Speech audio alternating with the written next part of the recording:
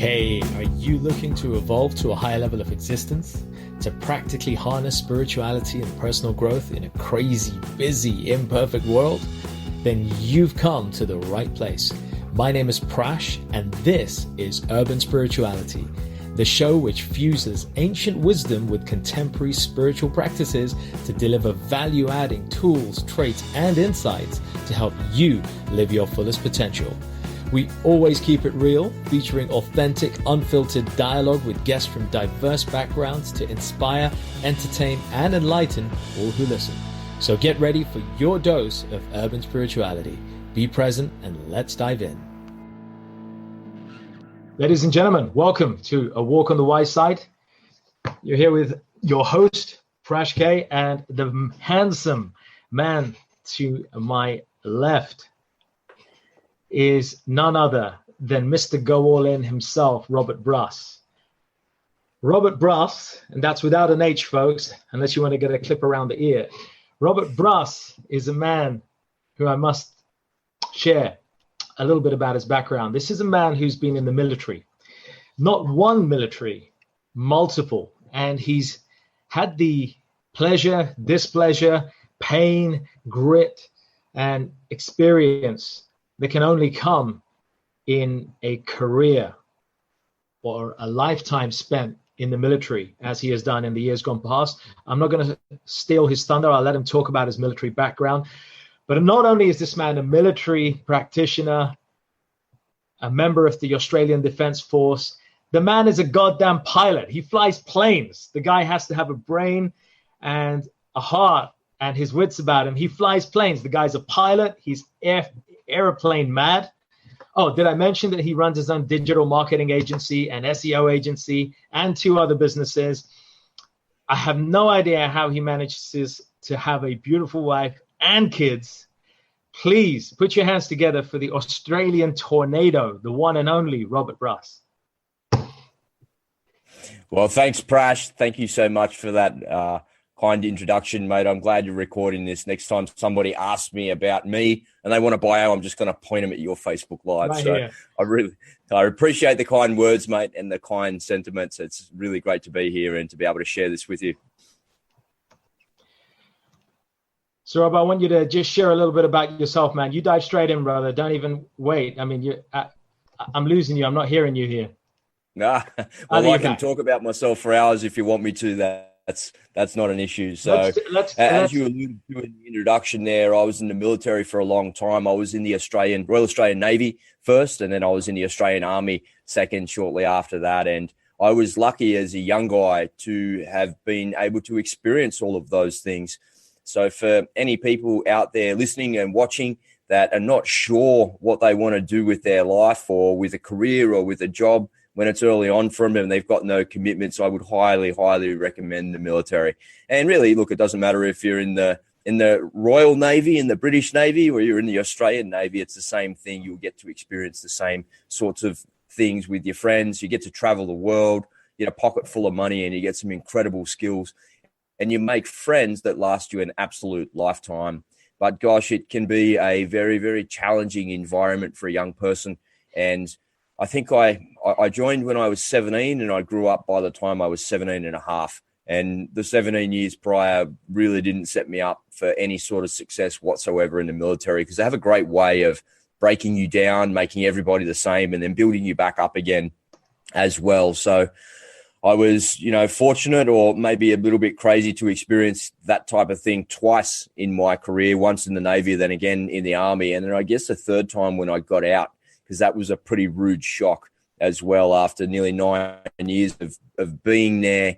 It's very, very hard to make a transition onto the other side. And I think maybe in some ways that's a little bit by design, where they strip you away. You want to leave, it's just a job. You just want to resign, you fill in the paperwork and you're out of there sort of thing.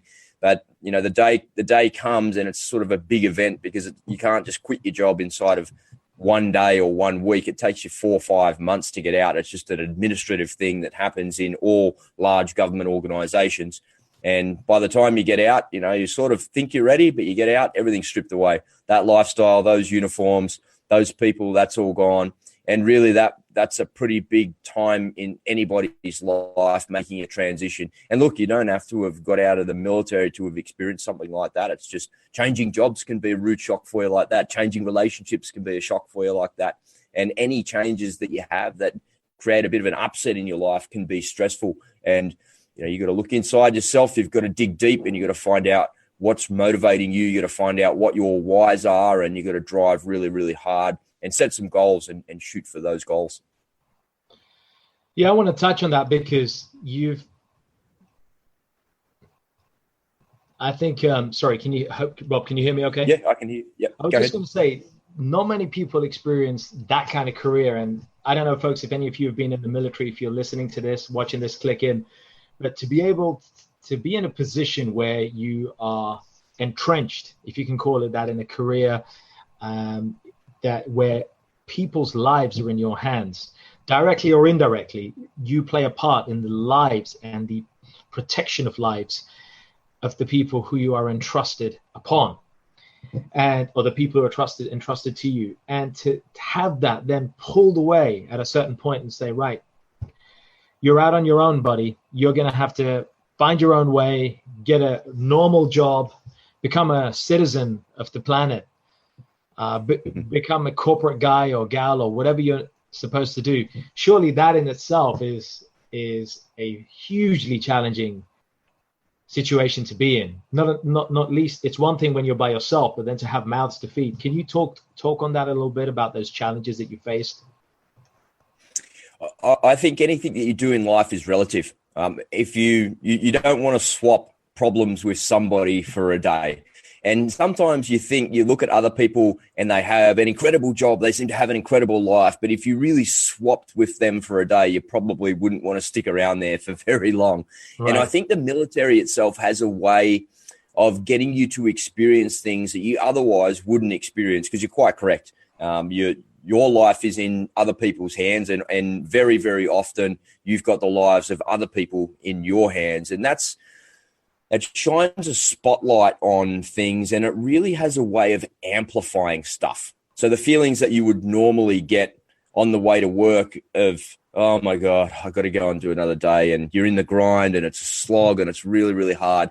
That's amplified by the military by a magnitude of about 50, because you're on the way to work going, oh my God, I've got to deal with these 50 people. I've got to run these lessons. We've got to do this dangerous stuff. We're going out shooting. We're going out parachuting, whatever we're doing. It can be the relativity factor of it is kind of dulls it down at the time while you're doing it. But when you look back on it, yeah, for sure, it's definitely has a way of amplifying the feelings and the emotions that you feel in there. And I think most people experience the same things as what people experience in the military. I mean, gosh, running around with a gun and kicking indoors and doing that type of thing is not the same as sitting behind a desk managing projects or, doing customer service or looking after people. But really, at the end of the day, it's relative. It's just a job.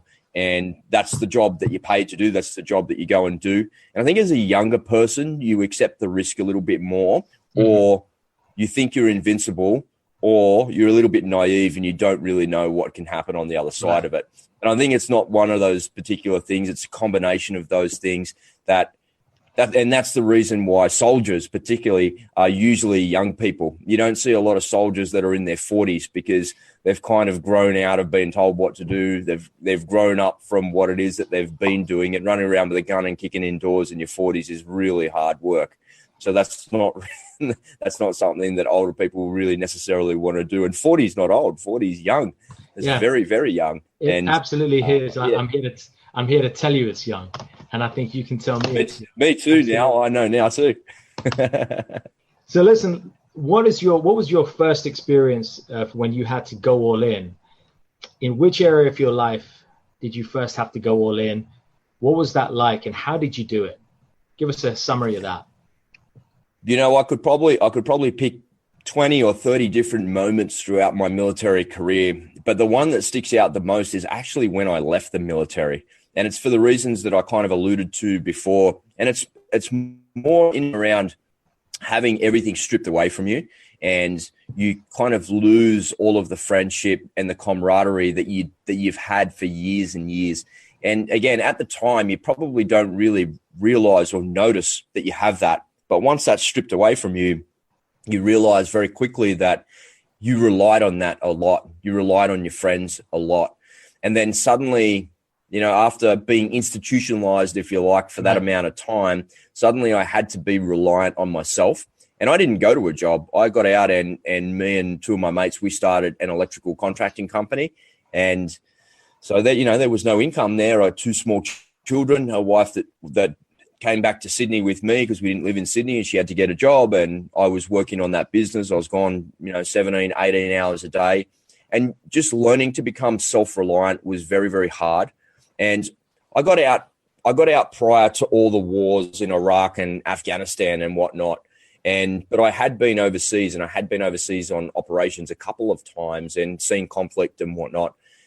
But the transition that you make from being institutionalized to becoming, to finding yourself, they say it takes 1 or 2 years, 2 to 3 years for every 5 years that you're in. So I was in for almost 10 years, and it did take me about 2 or 3, almost 4 years, I would say, to transition from the military. And that's just a mindset. I didn't have to turn up 5 minutes before every time. I didn't have to iron my clothes all the time. I didn't have to polish my shoes anymore. They're just all those little idiosyncrasies that you don't realize that you do when you're in, that you don't have to do when you're out. And it was pretty rocky there for a little while. And, I didn't suffer from PTSD or anything like that, but I did suffer from being institutionalized and suddenly not being, and not having, and I was now responsible for it. So I really did have to go all in and try and find myself. And again, you don't realize that these things are happening to you while they're happening to you. And it's not until you're on the other side of it that you get a little bit of clarity about it. And as I look back at it now, I think, wow, man, that was a really pretty rough time in my life. And I was pretty vulnerable in a lot of those circumstances. But it is what it is. You just work through it at the time, especially when you don't realize what you're working through. And I come out on the other side, and I'm a stronger person for it. Rob, that's a challenge that anybody, I think, could probably try to comprehend, and you've been through it, so I'll tell you a little bit of mine, since we're talking about that. I think for me, the first time I went all in was when I lost my mum. And when I lost my mum, she was like 42. And I've said this on a previous episode, losing my mum was massive, as I guess it would be for most people. I know you're blessed because you still have your mum with you on this green earth. And what a great part of the earth to be in Australia. So, I lost my mum when she was 43. And it was a really difficult time. And losing her kind of put me in a position where, there were 3 men in a house, myself and my brother. And that was a difficult time. We weren't sufficiently well versed in the running of a household. It had all been done for us. We had the matter of bringing in an income, which my mother was doing alongside my dad, and I had to then pick that up. And I think that was the first time when I realized that if I don't start picking up some household responsibilities, if I don't play a better big brother and like a junior father figure, and if I don't go and earn some money, forget about the fact that I was at high school and I was going to get into college. If I don't do those 4 things now, then we are in for a really shaky ride, and it could damage permanently the 2 other individuals in that house, emotionally, psychologically, whatever. And I think that was the first time when I said, I've got to go all in. What did go all in for me? It meant that I didn't have any qualifications when I was 14 or 15. I had to go get a news agent's job, any other kind of job I did, just to start bringing in money, just to support my dad, who was on pennies. The guy was on pennies. So I took a job, had to study, learn how to cook. I went all in and figured out how to cook. I read books. There was no internet in those days, so I was reading books. I was asking family members. My family are excellent people. They were really kind. They taught me. And then it was just going all in, experimenting. I even made omelet one day when I was eating eggs in those days. And I made omelet. Get this. I thought I could make omelet. And I had milk. And Indians put milk in omelet, by the way. It's an Indian thing. You put milk onions and whatever. And anyway, so I had the milk, I had the onions. I just didn't happen to have the eggs. I thought, who cares? I ain't got the eggs. I got the other two things. I even remember making my first omelet, which my mom used to make for us, pouring oil in the frying pan and then just putting milk and onions, throwing it in there, and thinking that I'll make an omelet. Who cares about the eggs? Yeah, it's like blew up. And I remember just learning silly little lessons like that taught me that, it's okay to fail. Because the next time I never made that mistake. I realized my mistake straight away. So is there something to be said about how we can stop fear getting in the way of going all in, even though we know that going all in could mean a whole ton of fear, whether it's in your career, whether it's in the house, whether it's taking the plunge and marrying the person of your dreams, and you've got a whole bunch of worries there. What can we do about fear? Well, the first thing I would say is that it's not really appropriate to go all in on everything all the time in your life. You're only going to do that when it really matters and when it really counts. And sometimes you don't realize that you're actually doing it. Like in your circumstance you're describing there wasn't a conscious moment where you said, oh, well, I've got to go all in and just keep doing this. You just realized, you just unconsciously realized that you had to actually help, and you had to go and do whatever you had to do to actually help. And whatever obstacle came up in front of you, it wasn't really an obstacle. It was just a challenge. The one thing I'd say about failure is that people are worried about failing a lot of the time because they don't think they're good enough to do something, and then they fail at it, and they're like, oh, see, I knew I wasn't good enough. And it's a self-esteem issue. So if you put your self-esteem and your ego aside for a second, the chances of you having a go of something like that are much, much higher. But I think, personally, and in my experience, because I work in this kind of this motivation space, if you like, a lot of people are worried about failing because they're worried about what other people are going to say about them. So here's what I'd say to that. Fail fast. Yeah. Have a go at stuff. And when you fail fast, all the people around you will say to you, see, I knew it. And they give you a hard time. And if you're any sort of person, if you've got any sort of character about you, you'll get rid of that thinking, and that headspace is now gone. And now you can go, all right, well, watch this. Yeah, sure, I had to go at it. I didn't do so well. I failed. And then look inside yourself and fight really hard. Fight like you've never fought before. Fight like your life depends on it, and go all in on it. And when you go all in on it, it means you're trying as hard as you can. You're doing your very best. And when you do that, you live up to your potential. And when you live up to the potential that you have, not in the future, but right now, because you're all in on it right now, you give back to the world because you're giving your very best to the world. And when you give your best to the world, I think personally, you make it just a little bit better incrementally every time that you do that. And that's why I think the go all in philosophy is such an important thing, because if you go all in on stuff, it means you're living up to your potential and you're making the world a better place by doing that. So it's really, really important that you do that. And along the way, you're going to fail. You're going to have challenges, but there's no way in life that you're ever going to learn how to do something unless you fail and unless you have those challenges. So if you can put your ego aside and not worry about failing and just have the go, and if you fail, just kind of shrug your shoulders, pick yourself up, dust yourself off, and go again. And then if you can put that fear of what other people are thinking or saying about you aside, I think you give yourself a better opportunity to succeed in life in the things that you want, whether that's finances, whether that's business, a relationship, or something else. Let me chip in there for a second and throw a spanner in the works. So ego and fear of failure.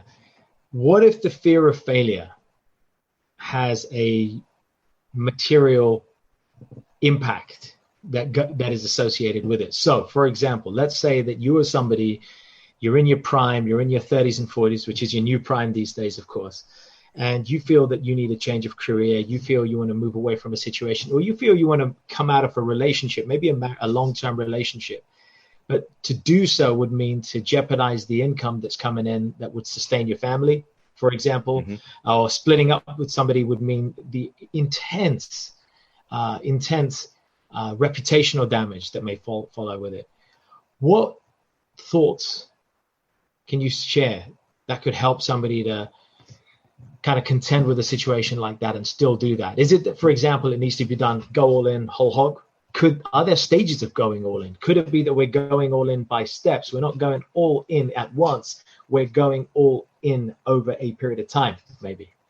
What's your thoughts, buddy? It's a really good question, and it's a very, very important one, because on a daily basis, you're faced with literally thousands of decisions. You've heard this before, and scientists have proved it that most of the decisions that you make throughout the day are unconscious. I went and made a cup of tea, and I'm sitting here drinking a cup of tea talking to you, but I didn't even really think about doing that. It's just something that I went through because it's the time of the day that I do that, and I'm going to do something social and talk to somebody, so I want to have a drink with me.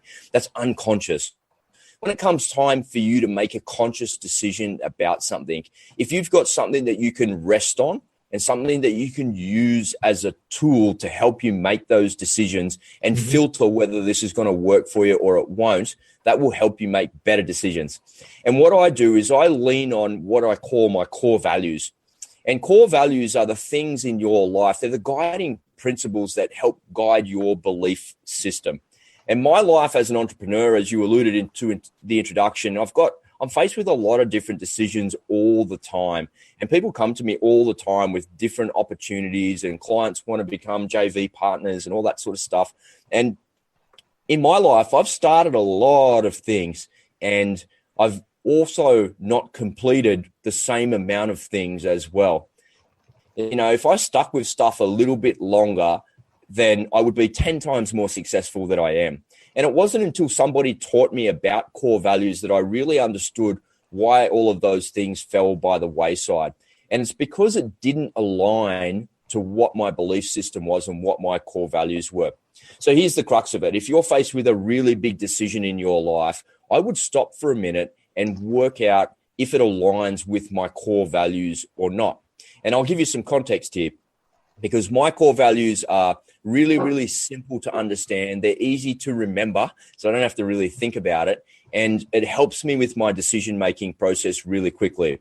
So I've got 3 core values. And again, it's an oversimplification, but it works every single time for me. I love it. No, go ahead. Yeah, and I think people need to develop their own version of these things in order to help them with decision-making processes. Totally. So things don't seem so insurmountable all the time. So my core values, the first one is to always tell the truth and to be honest. And that's with other people when I'm dealing with them, and then with myself. The second one is to help others, because I think it's really, really important in this world that you help other people. And the third one is to do the right thing. So if I give you some more context in and around that, I say to myself, a property deal came across my desk just a day or two ago, and I was looking at this property deal. And so you can be sidetracked by something like that really quickly and really fast. And property requires a lot of analysis and a lot of decisions about stuff. And it's a little bit kind of dry and boring as well. Some people love property, but it's just really about numbers. So the context of my decision-making process in and around that is the first core value that I have is honesty. Am I being honest with other people in and around this? Well, it's not really about other people. So am I being honest with myself? Right. Now I've got to ask myself a series of questions. Does this property meet my needs from an investment strategy? Does it fit into the portfolio? Does it yield the return that I want it to return? Does it have a risk management profile that is sensible to me? And if I can't answer a definitive yes to all of those things, then I'm not really being honest with myself. No, it doesn't have the risk profile. No, it doesn't have the return. And if the worst case scenario happened, can I really afford it? Well, yeah, if I'm prepared to take the commercial risk and do that, but am I comfortable in doing those things? Because I'm ticking no to all the boxes before it. So it's a no. So now I've got a big fat no to the first core value that I've gone through. So I don't waste any more time seeing if this is going to help some other people, because I know property helps other people because they can live in it, they can rent it. And it definitely, am I doing the right thing by doing that? No, I'm not. Straight away, I'm not. I'm not doing the right thing by my family. So using core values to help you with the decision-making process will help you to decide whether or not you want to go all in on something. Love it. Love that. Absolutely love that. So folks, there's a takeaway. I'll pin that in the comments here, folks. And by the way, I want to hear from people here. Let's get some views here. Penelope's said something so obvious and yet so true. So true. Penelope, thank you so much. Penelope says, mothers can relate to going all in at all times. They have no choice.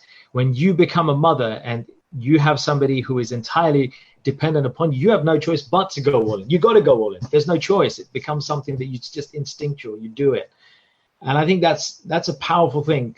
Let's talk about that for a second. Let's talk about situations where you are pushed to the wire. And folks, I want you to click in here. If you're experiencing this, have you experienced a time in your life where you didn't actually choose to go all in, but life forced you to go all in? Kind of like my situation with my mom, Rob, your situation. You were forced to go all in. You were out of the military. There wasn't a question at the time of going back. So you had no choice but to create something outside. So folks, click in and share your views on when you've had to go all in. But let's touch on that, Rob. Let's talk about situations where, for example, the hand is forced. Your hand is forced. You got to go and do something. You haven't had a chance to process whether that your values are aligned to that situation, but you just got to react, right? You're made jobless. You've got people depending upon you. You've got to go and get anything that you can. It may not align with your values, but you've got to do it. There are people out here who have been on the receiving end of, the loss of a loved one, so many significant things in life. And I know people, and I'm not going to name names, people who've had, unfortunately, a life of crime, and they've ended up being in prison. And, it was done. But what they did, how they handled it, that became a go all in choice. Let's talk about that for a minute. How can we help people? What advice can we give to people who are forced to go all in a situation? They can't necessarily check if something aligns with their values, and they've got to react very quickly. Well, the parenting example is a really good one of something happening slowly over time, especially if it's your first kid. I like that as well. And I would echo that as well. I've got 3 children, so I know exactly what it feels like to go all in with your children there.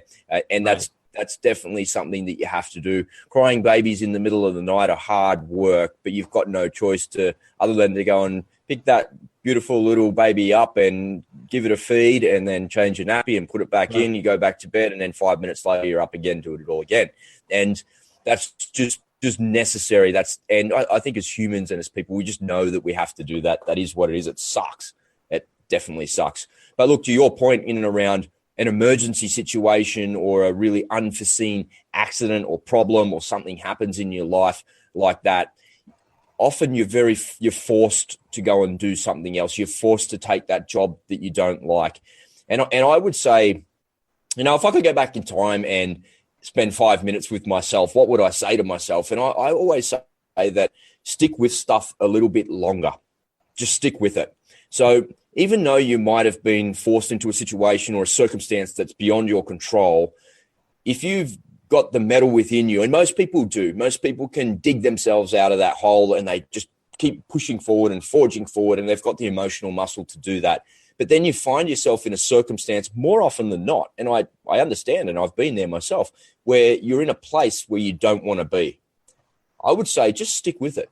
Just hold on. Life's not that bad. You know what? When somebody's shooting at you and you're trying to dig a hole with your eyelids because life is pretty scary and somebody's trying to kill you, that's when you've got really, really serious problems. If you wake up in the morning and your feet are pointing at the ground and nobody's shooting at you or trying to kill you, well, it's not too bad. There's all those quotes that fly around on Facebook and Instagram that says, if you've got a family and you've got fresh water and you've got food and money in your pocket, you're richer than you think. And it's true. It really is true. It's a matter of perspective. Just a matter of perspective.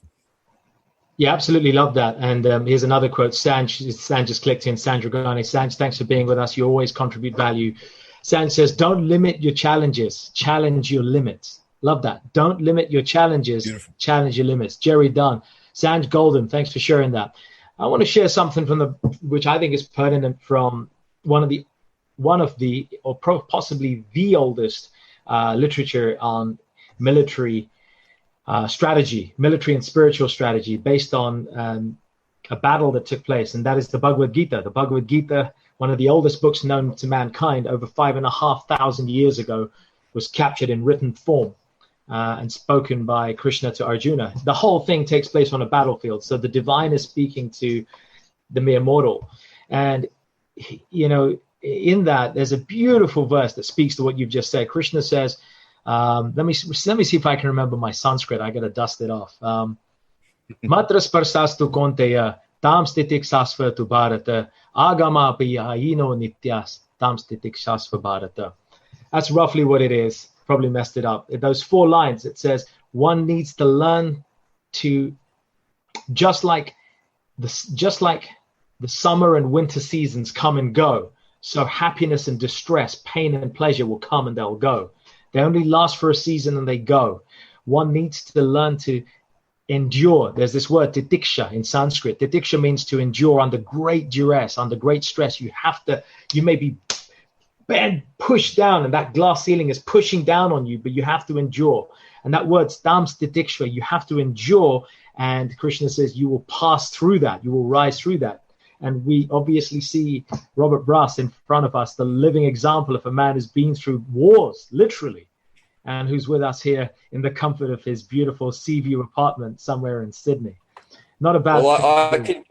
Let me give you a modern day military example of that. I like the military analogies for obvious reasons, right? And in the military, you get put on a lot of courses, and some seem like administrative courses that, the necessary skills that you have to acquire in order to do your job. But then there's some things that are really, really exciting, like a parachute course or a military freefall course, or you might want to be in special forces, so you have to go to a selection course and you got to pass barrier tests. And these things are designed as filters. They're designed to filter the people out that have got the right headspace and they're the right body type, because you need to be of certain strength and endurance to be able to do certain activities, particularly in the infantry, because it's very hard work, right? You can't be a 50 kilo, 5'5" person, man or woman, and be expected to walk around with a pack that weighs 70 or 80 kilos for 40 or 50 kilometers. You just physically, it's not possible. And then to pick up somebody a little bit bigger like me, that's 95, 100 kilos, and carry all my equipment across the battlefield if I've been hit, that's just not possible for a smaller person. So there's a lot of testing and barrier testing that you go through in the process of doing the course, and it gets you there. And eventually I've arrived on many of these courses, and when you get there, you're all excited by it, and then all of a sudden it becomes very, very hard. It's really, really hard. And you look at yourself and you go, man, I didn't think it was going to be this hard. This actually really sucks. And it really sucks. I remember when I was in the Navy many moons ago, and I was on my ship's divers course, and every warship has a team of ship's divers who are required to do husbandry on the ships. And sometimes you come alongside and you need to fit grates, and you need to do husbandry on the bottom of the ship. You need to clean the prop. There's work that needs to be done under the water. And the ship's divers are the people that jump in and do that. And sometimes it's in the tropics. Most of the time it is. It's pretty cool. But sometimes it's in really dirty places and it's a bit ordinary. And you really have to learn to deal with cold water. And you suffer. There's no other way to say it. You suffer in the cold water. And I can remember being on my course. It's a 3-week course. It's not very long in the scheme of things, but about a week into it, you start your night diving sequences, and they teach you to scuba dive at nighttime, and they teach you to do husbandry on warships at nighttime. And you're driving around in Sydney Harbour at wintertime when it must be probably about 1 or 2 degrees Celsius, and the water is about 14 or 15 degrees. So it's warmer in the water than it is out. But your body temperature gets cold really, really quickly when you're in the water like that, wetsuit or not. And you would spend in and out of the water 13 or 14 hours a day in and out of the water, that cold water like that. It's raining, it's windy, it's awful on Sydney Harbour. You see these beautiful sunny pictures of bridges and opera houses. And yeah, it's like that. But when you got to get in the water, it's freaking cold. It's a different thing, yeah. Yeah, and you really suffer through that. And, you don't struggle. It's suffering. It's painful. They get you out of the water, get you dry, give you a hot cup of coffee or a hot chocolate. They drive the boat halfway up. Yeah, they drive the boat halfway up the harbour thinking, teaching you that, hey, we're going back now. And then they stop the boat and they throw all your wetsuits in the water and tell you to get in the water and get dressed again. And then you got another 5 or 6 hours worth of swimming to do or something. It's just ridiculous, right? Yeah, and they do that to try and break you, and they want certain sorts of people on the course. They want certain sorts of people that qualify, and they're using it as a filtering mechanism to make you a better diver that's more skilled to actually deliver the work that needs to be done. But you know what? On the other side of all of that suffering and that heartache, and, you know, that sucks and it sucks badly, is something pretty cool. It's a qualification that you get, and it's a badge of honor that you get to wear. And I can remember being in the tropics where everybody was dressed and the ship comes alongside and they've got to go and empty all the bins and do all of the menial, ordinary tasks that you have to do. And I'd be walking around in a pair of shorts and swimming in the harbors of the world and watching everybody else do the work. And my salvation at that particular time was, oh my God, thank God I don't have to empty the bins. It's 45 degrees outside, and it just suffering on the other side of suffering is salvation every single time. I love that. Rob, thanks for those contributions. I want to chip in with a few comments that have been coming in, and I want to take that comment. Arthur's with me, a good friend of mine, Arthur Bucast. Love it that you've joined. Hope you and Tamara are enjoying. Arthur says, how about leaving your oldest daughter in a country and not being able to bring her over and away from violence in that country? And that harrowing thought that you've left your daughter in a country where there's a lot of violence and you can't just bring her back. You can't repatriate her. How hard and difficult must that be for a parent? Shittos clicked in saying, as a working mom with a big family and health issues, I have to go all in. I have to. Thinking positive and self-motivation is very important. Got to keep going and smiling, part of that. Serafina, thank you so much for joining in. Let's just get one thing clear. The world is not going to stay there and pat you on the fucking back. The world is not going to pat you on the back. People aren't going to come and tap you on your shoulder and say, hey, Rob, hey, Prash, hey, Shittle, hey, Arthur, you're doing a great job. Let's come and give you a hand. That's not going to happen. Shittle, you've got a really powerful point here. Don't wait for somebody to motivate you. Don't wait for somebody to tell you to go in. Go all in without somebody having to tell you. Take that by the horns, take the ownership and just dive in. Literally dive in into the situation and know that on the other side of that is a stronger, more resilient you. And here's a fact, Rob, as parents or anybody who has dependents of any kind, or, you know, you don't have kids, you're in a relationship with somebody, that other person is relying on you to get your shit together. That other person is relying on you to hold your shit together. If you care about somebody, you want to hold your shit together. So if you can't use that to motivate yourself, what else can you do? You've got to use the fact that other people are relying on you and you yourself are relying on you to go all in. Let that be motivation to push you beyond the edge. If you're on the edge, if you're not sure whether you should do something, and if something is holding you back, let that simple understanding compel you and drive you forward. And if you hold on to that along with the values that you talked about, your core values, then you have a powerful way to lead yourself forward. Yeah, I would echo that. And many times in life you find yourself where you feel out of kilter and it doesn't feel right.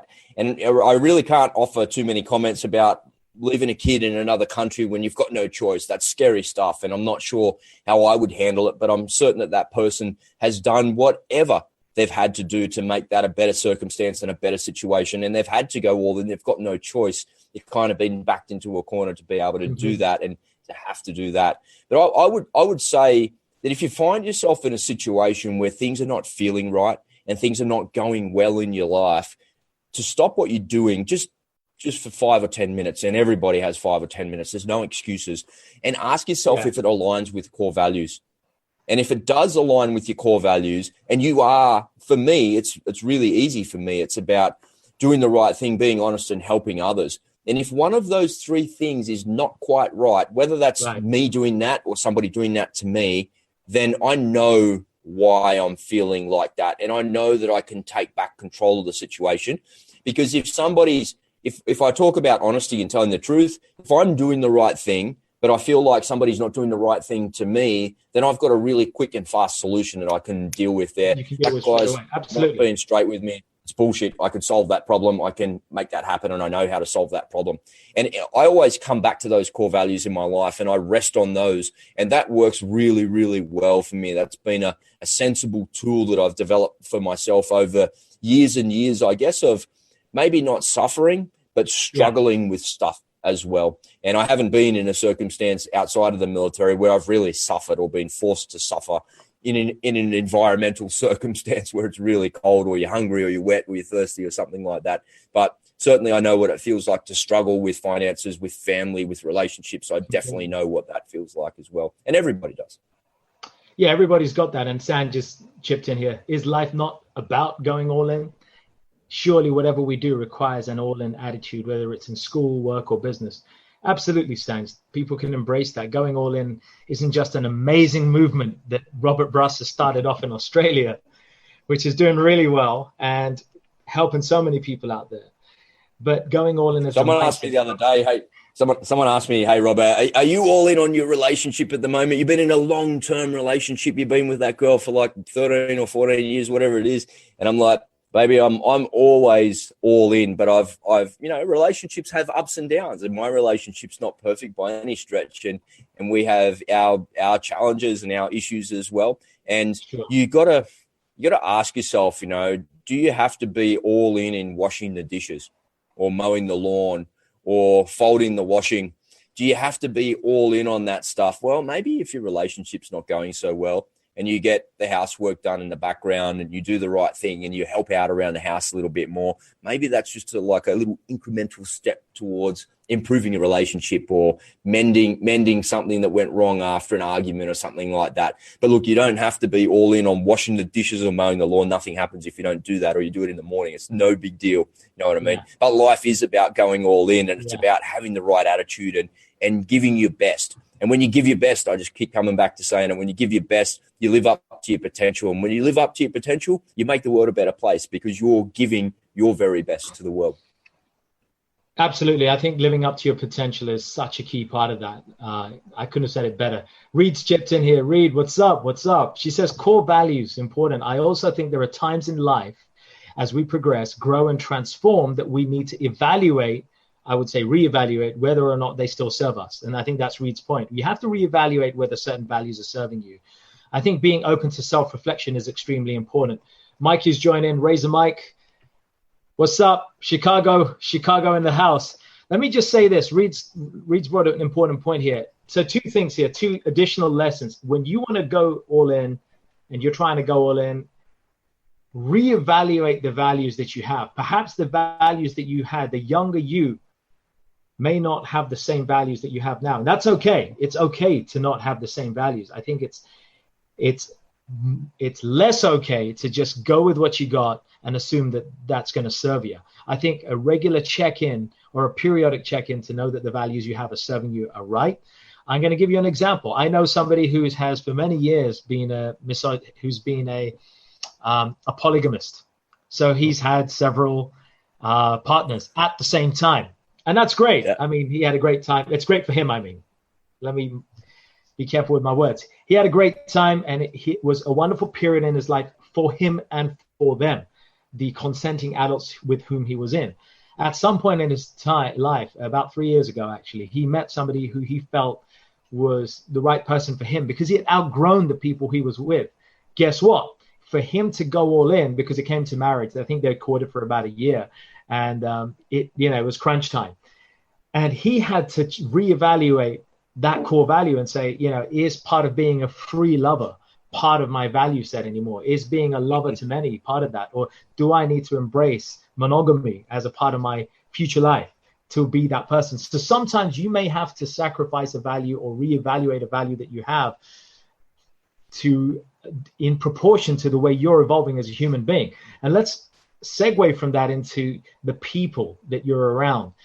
Let's talk about how people around you may be stopping you from going all in, either because of their negative self-talk. Rasprit, Rhonda, we've talked about this on this show previously. Negative self-talk from inside and naysayers from outside. These are two other enemies that we have. Any quick tips on how to deal with those, Rob? I'm a little bit more of a simple person, actually. I don't have a lot of self-talk going on inside of my head. My decision-making process is pretty straightforward. I know what needs to be done, and I go and spell it out. and I document what needs to be done, and I make a plan to go and do that. That's worked really well for me in my life. I can't really remember a time recently. I probably have, but I can't remember one recently or an example where I've said to myself, oh, you're not good enough to do that, or you can't do that, or what do you think you're doing that? I just sort of make a decision about what it is that I want to do, whatever that might be, and I go and do it, and I make that happen. And of course, along the way and along the path of doing things, you start to feel those feelings about whether or not you're worthy, whether or not you should be doing those things. And I guess my self-talk is not so much in my head, but it's how I feel about things, which I guess is an easier thing to deal with, because if it doesn't feel so great, you just move away from it and go somewhere where it feels a little bit better. And I sort of move away from things that don't feel good like everybody and just gravitate towards the things that do feel better like that. If you're, tips for going all in and not feeling so great about it. A friend of mine, Lee, she said her mum gave her a good bit of advice, and I always remember it.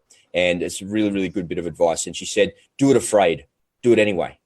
And if you're not feeling good about it, you're worried about it, it's not feeling so great, do it anyway, do it afraid. And when you do it afraid, there's a little bit of suffering, there's a little bit of trepidation, a little bit of fear there. But on the other side of that, that's where salvation and happiness resides. And that's really, really exciting. All right, I like that. I'll take that. I think not everybody listening to this has as simple an internal decision-making process as you, as in me. I'm definitely not as simple as that. And I wish I was. Too much self-talk, man. It'll be the downfall of you. Don't worry about it. Just make a decision and do it. All right. Friggin' make a decision and do it. Sarah Hart's clicked in. Sarah, our fellow good friend, she says, realize nothing will ever be perfect, but work towards closing the gap between when we are off and where we are on. Beautiful advice from JTA herself, The Journey to Authenticity. Sarah Hart and her podcast, go check it out, do a shout out. Reed's clicked in as well. Now, Reed's got a challenge on her hands because she's not only working in her own life, but she's having to teach other men to go all in their lives. Men with difficulties. Reed is, of course, as some of you may know, the successful host of A Breakup to a Breakthrough, an excellent podcast show, especially for men, to help bring out the best in themselves after a difficult time in their lives. And I think a lot of people can relate to that. So bringing it back to this point, yes, we can deal with our mind by making decisions that are sometimes hard to make and make them decisively, even if we're faced with adversity. We'll use our values, our core values. We'll reevaluate our core values. We'll look at our personal circumstances and decide whether going all in means going all in at once or whether it means going all in stages. That's great. Now let's talk about the naysayers for a second and the do-gooders. Let's talk about the people who might be holding us back because they're worried for you, right? The person who's saying, no, Rob, how can you go into that career over there? That's just not for you. You shouldn't be doing that. Or, Rob, no, if you do that, I'm going to leave you because there's no way I'm going to follow you here. There are people who, those people, what can we do? Well, look, I think that there's two types, actually, and there's one that you didn't say. There's naysayers and there's haters. And I think the parents on this Facebook Live and on this call that are listening in would agree with me that when somebody says to you that, hey, you shouldn't do that, or you can't do that, or you shouldn't be doing that, I think what they're really saying is that they can't do that, they shouldn't do that, and they shouldn't be doing that. I think it's when people lay their own self-belief and their own expectation on another, that is something really negative. And I think you need to be careful of doing that in your life to other people as well. And sometimes naysayers are usually the people that are closest to you. They know you. Hey, Prash, what are you doing that for, mate? Why don't you just stick to your day job and just concentrate on that, man, because, that pays the bills and that does this and that does that. And what they're really saying to you is that they're not willing to take a risk. They're not really willing to put themselves out there and to do that. And naysayers, I think, can be the most damaging of all because they're usually your friends and your family and your loved ones and the people that are closest to you. So you got to be really careful with naysayers and make sure that you take on board what they're saying, you listen to it, but you also look at the point of view that they're giving it to you from, because usually 9 times out of 10, they're telling you can't do something because they can't do it themselves. And One way to deal with it is just to acknowledge it. Yeah, sure, you're right. I probably shouldn't do that. And then they go away because their opinions are validated, and then just go and do what you're going to do anyway. A man's going to do what a man's going to do, right? That doesn't matter what anybody says. The other one that happens as well in life is there's people that hate on you. There's a lot of haters in the world. There's a lot of keyboard warriors out there. And I think people get more. Love that. Yeah, people, every now and then I see somebody on my Facebook are like, bye-bye Facebook, I'm leaving. I don't want to do this anymore. And it's like, my God, you're like having a tantrum and throwing your toys about somebody saying something on Facebook. People are allowed to have opinions. People are allowed to say stuff. People are allowed to be offensive, and all the political correctness in the world is not going to stop them from hating on you if they're going to hate on you anyway. And I think it's really, really important that people are allowed to voice their opinions, but it's how you let those opinions affect you. That's what matters. And naysayers are pretty dangerous because they're friends, family, and loved ones. And I'd be very, very careful of that. Haters, I just acknowledge that. I love the haters. Bring it. Because haters make me improve. Oh, that's terrible, Rob. What you said on that podcast was terrible. Right. What you said on that show was terrible. And people saying things that I did wrong, it's an opportunity for me to improve. It's an opportunity. But here's the thing. Yeah. Haters say stuff behind a keyboard in a nanosecond of thought, and they're typing away on their keyboard or on their phone, and it only takes them a second to do that. But in reality, haters don't produce anything. They don't create anything. They're not the creators of the world. They're the critical critics of the world. And naysayers, likewise, naysayers rarely produce anything. And let's just say, let's not rule out the fact that we do need haters and naysayers around, because we do need critics. We need critics. Absolutely. We need people who are going to challenge our mettle, who are going to challenge our will, right? Without that, we'll get complacent. Yeah, totally agree with that. And what you do with it is really totally up to you. But I would take the haters and that stuff and use that as fuel. And you need to define and work out in your life whether or not somebody's hating on you or they're a naysayer. And if they're a naysayer, just be careful, because that's more dangerous than the haters that are around you, because they love you, they care about you, and they're saying these things from a place of love.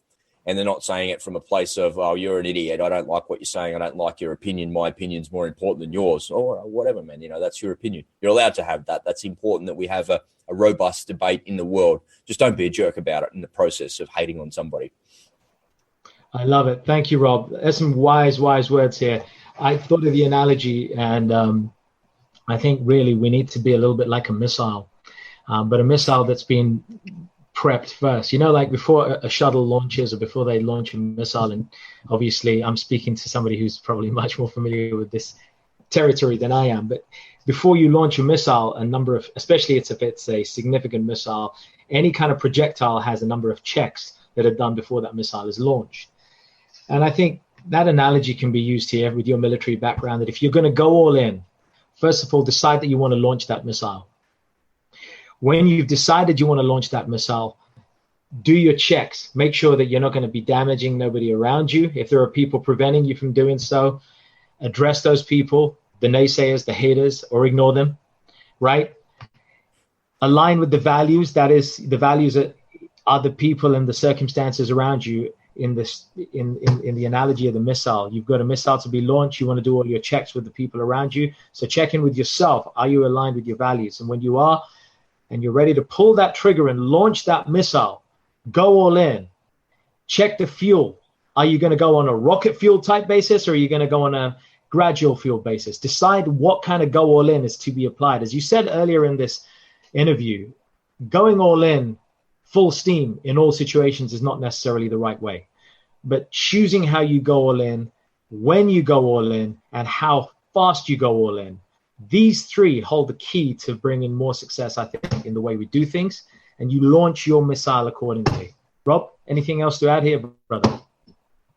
I love the missile analogy, man. That's really, really true. I would add to it just a small bit as well. I've been lucky enough to actually have 6 war shots under my belt. I've been involved in 6 missile firings in the real world on guided missile frigates. So firing a standard, what's called an SM-1 missile.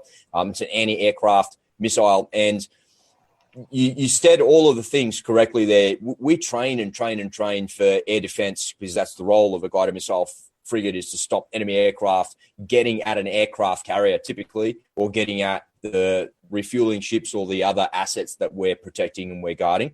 So a guided missile frigate practices a lot with different air forces around the world and airstrikes coming at you, and these things come at you really, really quickly, and it happens quickly. And often when you sit there at a radar screen and you're watching that happen, and you're fighting the warship, so to speak, and you're fighting the sensors of the warship, and you're utilizing the weapons to protect and to do its job, it happens really, really quickly. And I can remember in training for quite some time wondering if this was all for nothing and wondering if it was any good. And when it came time to do some live fire exercises and get a couple of shots off, it wasn't all for nothing. All the preparation that we'd done was actually for something, and it did work really well. It worked. Yeah. And the part that I would add to what your sentiments were about making sure you've got a plan and make sure you're guiding yourself correctly is make sure you've got a team around you, because firing a missile, believe it or not, is not a one-man job. There's not one man with his finger on the button or a finger on the trigger. It requires a team of people. And if I explain to you in an operations room of a guided missile frigate, there's a track supervisor, there's an air warfare officer there, there's an air picture supervisor, there's the electronic warfare guys, there's the captain, there's the ops room supervisor, and there's 3 people on a console. So there's 8 people involved in firing one missile at one pilot screaming in at you at the speed of sound. So if you've got a team around yourself and you've got a team of people that are around you, you're more likely to be successful and to succeed. So I would say surround yourself with people like you, with other people that have got the same philosophy of going all in on things and being successful in things. And the more you surround yourself with like-minded people, the more chance you give yourself of success in whatever that might be in your life. Love it, Rob. So beautifully put and so appropriately said, folks. We are doing our best through these shows to give you the opportunity to be surrounded by people. We're bringing good people together. I know for a fact that everybody who joins these calls has a heart and a mind and an intellect, and they want to help one another. And this is the beauty of these sorts of tribes and gatherings. I'm honored to say that we have that. So join us. We have our own tribes, and you're always welcome to hop on board. We have the mantra therapy group. We have the urban spirituality group that we've now set up and that will be growing. Join us. And of course, there's Go All In. So you're absolutely welcome to join us on the Go All In group. Go find us, hop on board, join the dialogue, start surrounding yourself by a tribe of people, whether it's in London, whether it's in Australia, or whether it's internationally, as we're bringing together, Rob, you and I, across the continents. You and I are doing this and creating powerful damage. We're creating weapons of mass information, not weapons of destruction here. This is weapons of mass empowerment, weapons of mass information that we can use, weapons of wisdom. Let me call it that. Information is one thing, but wisdom, the ability to apply that information, that's golden. And that is what we're doing. Rob, you've shared your wisdom. Thank you for being a gentleman as always. Well, you're not always, but you are here. So I love that. It's great to have Thank you, Prash. My pleasure, mate. My pleasure to come on and to share it with you. And if anyone wants to reach out, please do so. You can just find us on Facebook. It's pretty easy. Just search the hashtag and you'll see it. It's not an issue. And I'd love to connect with you, and I'd love to see you inside the Go In group as well. Rob, raise your chest up a little bit and let everybody see that amazing logo. There you go, folks. Go all in right there. Join Rob and I. We'll be on the Go All In tribe. And we'll be welcoming new members coming along here and sharing and caring as we go on this journey.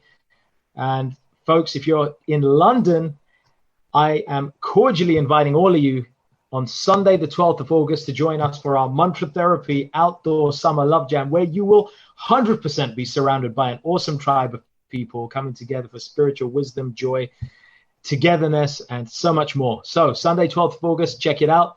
And last but not least, we have Tuscany. You're welcome to join us for one of our retreats. Tuscany is the next one. We're going in October. You can go all in and leave your work life behind for 4 days, come back refreshed, and go and crush it back at home. That's it from us. Thank you. Forgive any mistakes or any technology issues. We're just authentic people speaking from the heart and sometimes shooting from the hip. But that's all good. Rob, thank you so much.